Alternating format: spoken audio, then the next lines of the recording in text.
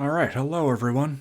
Welcome to this quick video explaining our new salary value system coming in the S8 to S9 off-season. Jukin Bowl weekend is this weekend, so I'm super excited about that.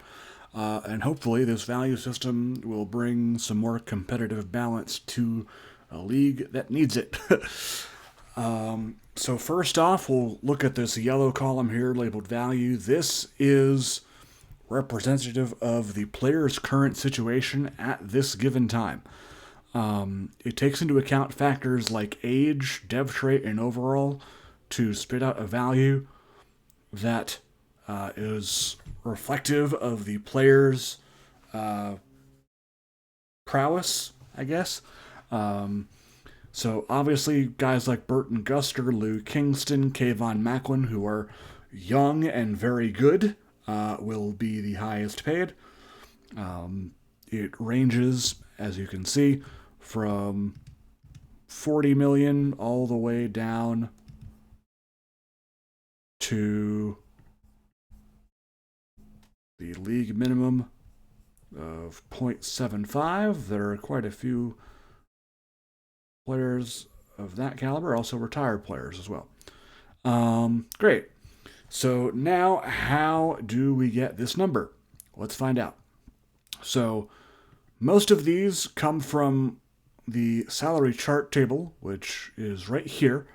And essentially, it is a multiplier system where you take the age, the dev trait, the overall, the years until regression, and the depth chart position. So first up is age. I'll use Burton Guster here as an example. 1.1 means that Burton Guster is 23, so that's this right here. 24-year-olds also get this as well. So 1.1 times 7, because he is a 99 overall, and that is the current value given to those players. So 1.1 times 7 times 3 for being an elite. It's 2 for superstar, 1.25 for star, and 0.75 for normal.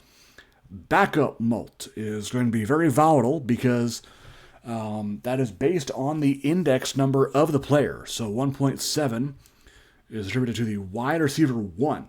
Now, due to this, any sort of manipulation with the depth chart position will be either strongly discouraged or absolutely not allowed because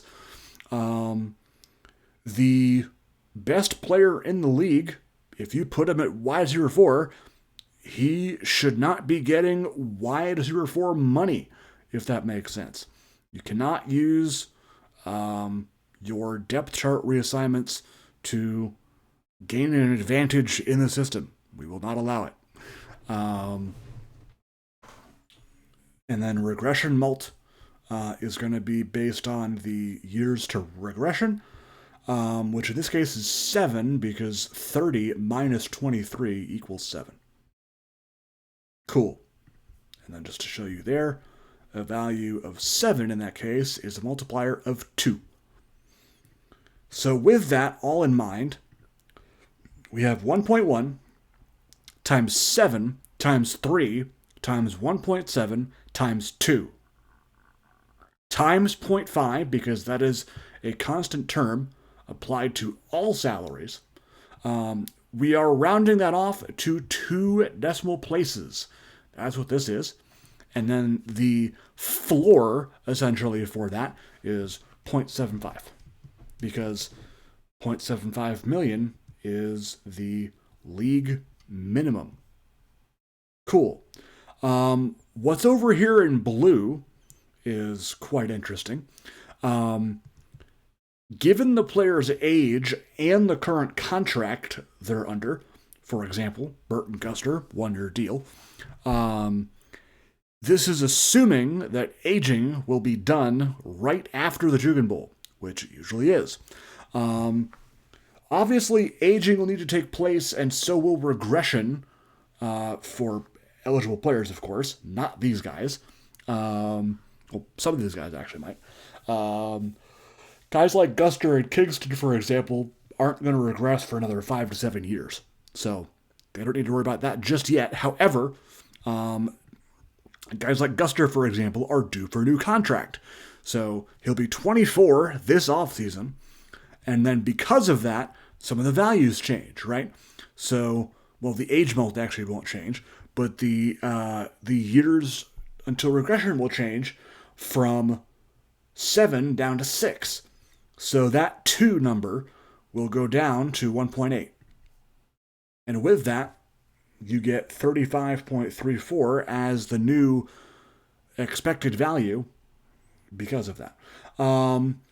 What that 35.34 means, however, it is kind of used as a new asking salary.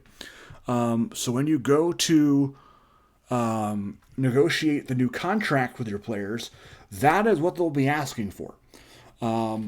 Obviously, for some teams, we know it's a lot, but we are trying to make sure that people know how to build rosters around stars, right?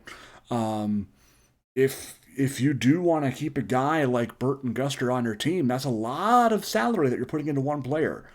So perhaps this will encourage owners to try and build out more balanced rosters by themselves.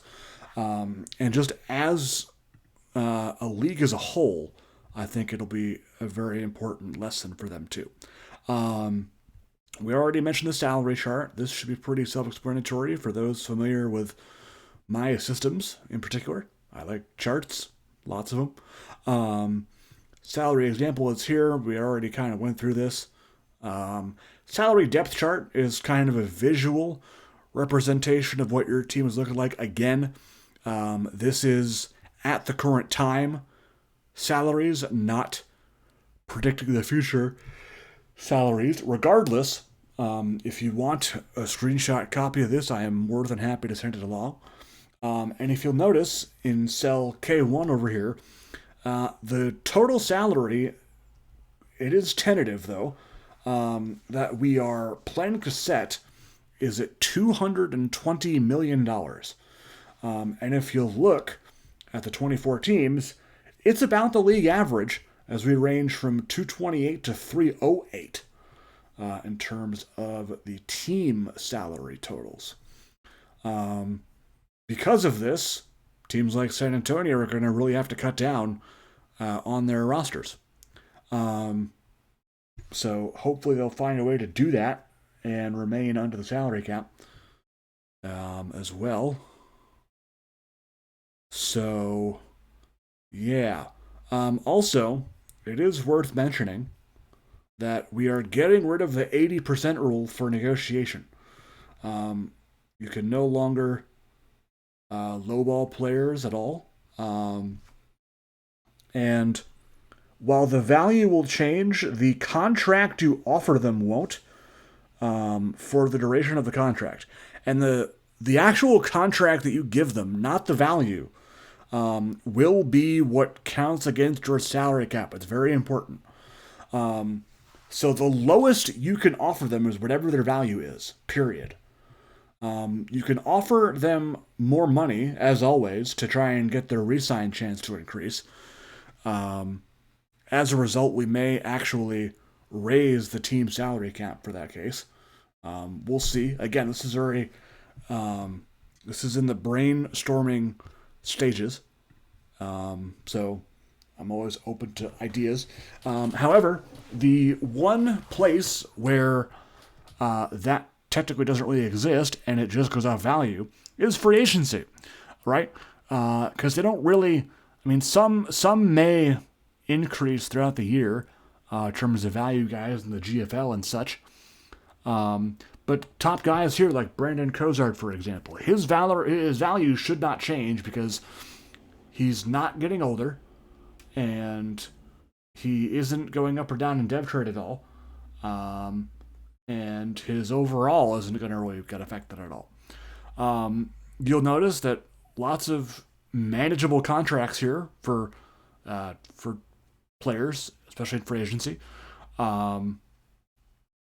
and The reason why that is probably because of the backup mult, because they don't actually have an index number to rely on. What I'm actually thinking of doing is tying that to the team that they eventually go to. Now, I do realize it's going to be very hard to do because it essentially means I have to generate 24 different salaries for each free agent. I don't necessarily want to do that. However, if it adds to the realism, I just might. Which is pretty crazy to think about. Excuse me. Pretty crazy to think about, but I might honestly just keep it, as is, and then just override that with hard pasted values. Anyway, that should be it for this video. Just kind of wanted to give you guys a brief rundown. Always open for questions, comments, brainstorming ideas.